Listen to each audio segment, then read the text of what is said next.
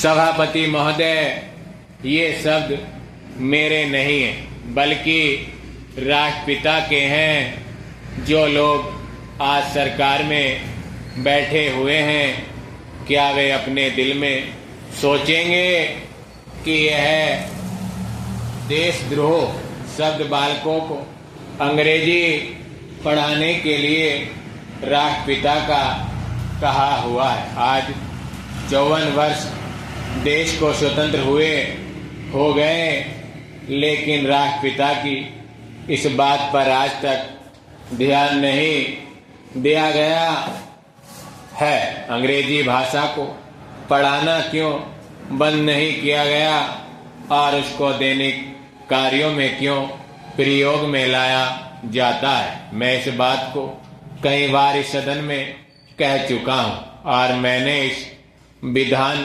परिषद की नियमावली में एक वर्ष पहले एक संशोधन भी रखा था, लेकिन मेरा दुर्भाग्य है कि वह संशोधन वर्ष भर से इस सदन में प्रस्तुत नहीं हो सका। मेरी अपनी राय है कि कम से कम दैनिक कार्यों के लिए यदि अंग्रेजी भाषा पर बंधन लगा दें तो बहुत अच्छा हो और जो यह अनुशासनहीनता है वह भी समाप्त हो जाए। Next para. सभापति महोदय, जैसा कि मेरे मित्र ने कहा,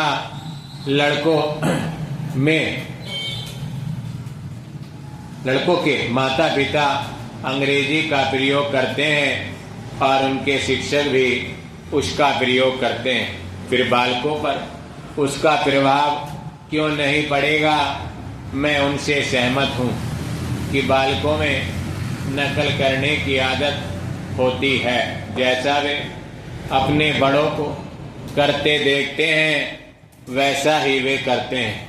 अगर हम कोई बुरा काम करेंगे तो उसका प्रभाव बालकों पर अवश्य पड़ेगा। आप देखेंगे कि जिस मनोवृत्ति के माता पिता और शिक्षक होते हैं उसी प्रकार के बालक भी होते हैं।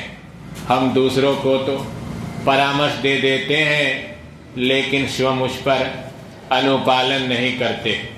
इसके साथ ही साथ हमको शिक्षा प्रणाली की ओर भी ध्यान देना है।